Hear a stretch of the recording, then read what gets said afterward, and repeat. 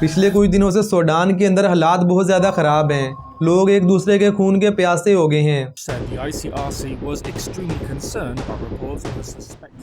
और clash report के मुताबिक पिछले 2 से 3 दिन में सूडान के एक छोटे से शहर अल फशर में तकरीबन 1.5 लाख से ज़्यादा लोग मारे जा चुके हैं, जिनमें ख़वातीन और बच्चों की एक बड़ी तादाद शामिल थी।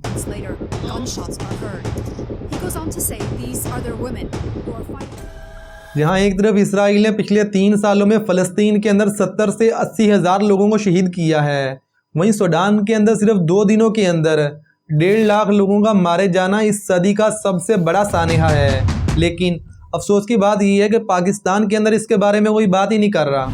और वहीं दूसरी तरफ अल जज़ीरा और TRT ने तो सैटेलाइट की लेटेस्ट इमेजेस भी जारी कर दी हैं, जिनमें साफ साफ देखा जा सकता है कि अभी भी वहाँ पर लाशों के बड़े बड़े ढेर लगे हुए हैं। और कुछ वीडियोस तो ऐसी खौफनाक वहाँ पर देखने को मिली हैं कि जिनके अंदर इंसानों को ज़िंदा वहाँ पर ज़िबा किया जा रहा है। और सबसे बड़े दुख की बात पता है क्या है?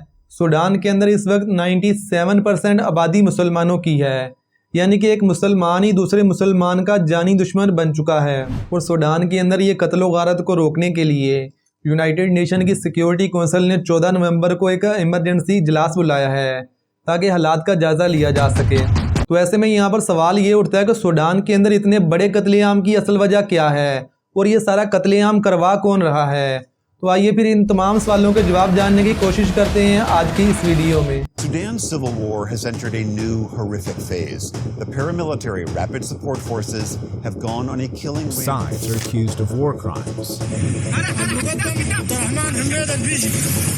But in Darfur, Sudan Red Sea यानी कि बहराए अहमर के किनारे मौजूद अफ्रीका का एक ऐसा मुल्क है जिसकी सरहदें मिस्र, लीबिया, कीनिया और इथोपिया जैसी कंट्रीज़ के साथ लगती हैं। अगर आप सूडान का मैप देखेंगे तो आपको आइडिया हो जाएगा कि सूडान के पास से रेड सी की चौड़ाई बहुत ही कम हो जाती है और इसकी दूसरी तरफ सऊदी अरब है। और सूडान की कुछ जगहों से तो साली पट्टी इतनी छोटी हो जाती है कि सूडान और सऊदी अरब का डिस्टेंस तकरीबन 25 से 26 किलोमीटर रह जाता है। सूडान की ज़मीन का एक बड़ा हिस्सा बहुत ज़्यादा ज़रखेज़ है क्योंकि वहाँ से दरियाई नील गुजरता है। और सूडान की ज़मीन ना सिर्फ ज़रखेज़ है बल्कि बाकी अफ्रीकन कंट्रीज़ की तरह वहाँ से गोल्ड और बाकी मादनियात भी निकलती हैं। लेकिन इतने बड़े कुदरती वसाइल होने के बावजूद वहाँ की आवाम का बुरा हाल है, बिल्कुल वैसे ही जैसे बाकी अफ्रीका के कंट्रीज़ का है। लेकिन सूडान की असल तबाही उस वक्त शुरू हुई जब 30 जून 1989 को सूडान की फ़ौज के एक ब्रिगेडियर उमर अल बशीर ने बगावत के ज़रिए से सिविल हुकूमत का खात्मा कर दिया। और इसके बाद से सूडान के अंदर जमहूरियत का खात्मा और एक डिक्टेटर का राज शुरू हो गया। और बाकी डिक्टेटर्स की तरह उमर अल बशीर ने भी सूडान के अंदर से मुखालिफ सियासी आवाज़ों को कुचलना शुरू कर दिया ताकि वो अपने इक़्तिदार को तूल दे सके।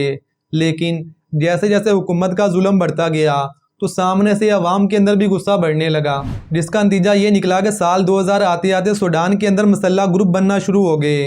और आहिस्ता आहिस्ता ये ग्रुप मजबूत होते गए क्योंकि इन लोगों ने ऐसे इलाकों पर कब्जा करना शुरू कर दिया था जहाँ पर गोल्ड की बड़ी बड़ी माइंस थी। इसीलिए इन्होंने साल 2003 से लेकर साल 2008 तक सूडान के अंदर दारफूर के इलाके के अंदर बहुत ज़्यादा कत्लेआम किया। अभी जहाँ एक तरफ सूडान के अंदर गोल्ड की माइंस पर कब्जा करने के लिए कत्लेआम हो रहा था, वहीं पर सूडान का जो साउथ वाला हिस्सा था वो वैसे सूडान से अलहदगी चाहता था और वहाँ पर वो तहरीकें अपने पीक पर थी। लेकिन इस सब के बावजूद उमर अल बशीर ने इक़्तिदार से कब्ज़ा नहीं छोड़ा और अपनी कुर्सी के साथ चिपक कर बैठा रहा, जिसका नतीजा ये निकला कि साल 2011 में सूडान 2 हिस्सों में डिवाइड हो गया। यानी जो साउथ सूडान था उसने सूडान से अलहदगी का ऐलान कर दिया। तो 2011 में सूडान के पार्टीशन के बाद जब उमर अल बशीर को अपनी कुर्सी जाती हुई नज़र आने लगी तो उसने इन तमाम मुसल्लह ग्रुपों के साथ मुज़ाकरात शुरू कर दिए और इन तमाम ग्रुप्स को कानून के दायरे में लेकर आए। लेकिन इन ग्रुप्स को गैर मुसल्लह करने की बजाय उसने 2013 में इन तमाम ग्रुप्स को पैरामिलिट्री फोर्स में तब्दील कर दिया, जिसे इसने RSF यानी कि रैपिड टास्क फोर्स का नाम दिया। अभी 2013 के बाद से सूडान के अंदर 2 बड़ी फोर्सेस हो गई थी। एक थी सूडान की नेशनल आर्मी SAF यानी कि स्वीडनीज आर्मेड फोर्सेस और दूसरी थी पैरामिलिट्री फोर्स RSF यानी कि रैपिड सपोर्ट फोर्स। उमर अल बशीर का 2013 में RSF बनाने के पीछे असल मकसद ये था ताकि वो मुल्क के अंदर अपने कंट्रोल को मजबूत बनाएं, क्योंकि 2011 में सूडान का एक बड़ा हिस्सा इससे पहले ही अलहदगी का ऐलान कर चुका था। तो अभी ये बाकी बचे हुए मुल्क के टुकड़े करवाना नहीं चाहते थे, इसीलिए उमर अल बशीर ने RSF को बनाया था।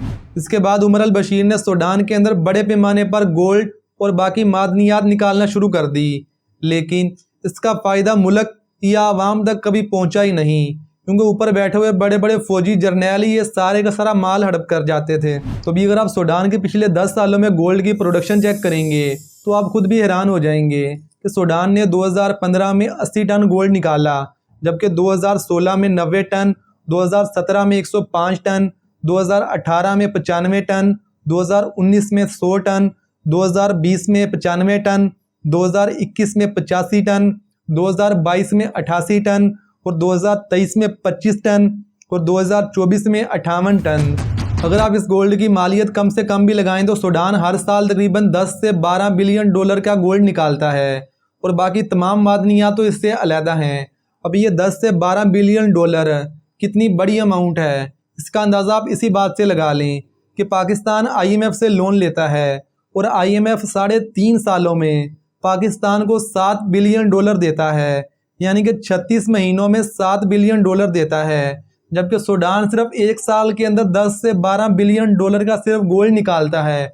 और इसके अलावा वहाँ पर ढेरों और मादनियात हैं और वहाँ पर उनकी फसलें भी अच्छी होती हैं और वो अपनी अजनास को भी बाहर एक्सपोर्ट करते हैं। लेकिन ये सारे का सारा पैसा वहाँ की आम आवाम के पास जाने की बजाय वहाँ पर ऊपर बैठी हुई अशराफिया की जेब में जा रहा था। इसे देखते हुए आवाम के अंदर भी गुस्सा बढ़ रहा था, जिसका नतीजा ये निकला कि 2018 और 19 में उमर अल बशीर की हुकूमत के ख़िलाफ़ सूडान के अंदर प्रोटेस्ट होना शुरू हो गए। शुरू में तो SAF और RSF यानी दोनों फोर्सेस ने मिलकर आवाम के समंदर को रोकने की पूरी कोशिश की, लेकिन जब मामला कंट्रोल से बाहर हो गया तो फिर इन्हीं फोर्सेस ने मिलकर 2019 में 30 साल के बाद उमर अल बशीर को इक़्तिदार से हटा दिया और इसको उठाकर जेल में डाल दिया और इसी जेल में 2023 में इसकी मौत हो गई। 2019 में उमर अल बशीर को इक़्तिदार से हटाने के बाद सूडान की national army, rapid support force और सिविलियन पर मुश्तमिल एक निगरान हुकूमत बनाई गई ताकि हालात बेहतर होने पर मुल्क के अंदर जमहूरियत को दोबारा से बहाल किया जा सके।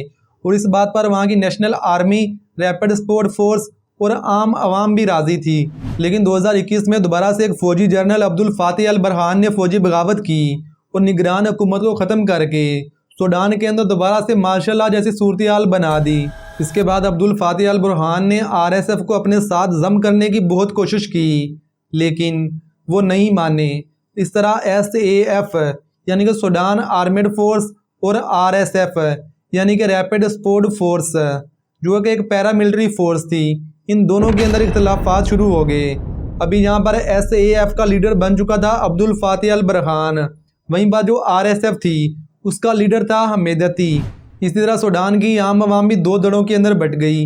एक वो लोग थे जो SAF को सपोर्ट करते थे, जबकि दूसरी तरफ वो लोग थे जो RSF को सपोर्ट करते थे।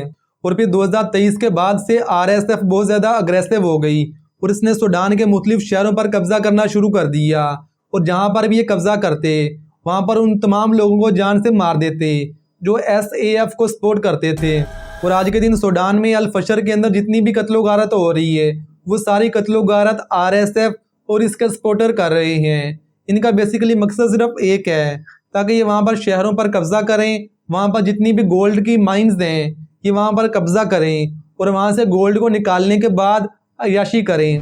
अभी SAF तो सूडान की एक नेशनल आर्मी है जिसके पास वहाँ पर हुकूमत है, वो लोगों से टैक्स कलेक्शन करते हैं और उसके अलावा वहाँ पर जितनी भी माइनिंग वगैरह होती है वहाँ से भी उनको ठीक ठाक पैसा आता है जिससे वो हथियार खरीदते हैं और RSF के ख़िलाफ़ इस्तेमाल करते हैं। क्योंकि दूसरी तरफ RSF को सबसे ज़्यादा माली सपोर्ट और हथियार UAE यानी कि यूनाइटेड अरब एमिरेट्स देता है और इसके बदले में RSF UAE को वहाँ से गोल्ड निकाल कर देती है।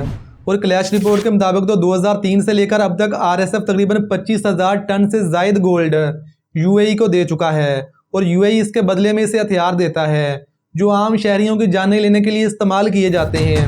अगर मैं सूडान की इस पूरी जंग को चंद अल्फाज के अंदर बयान करूं वो शायद यही होगा कि सूडान की ये पूरी जंग इक़्तिदार के हवस और माल के लालच की है। अल्लाह हाफिज़।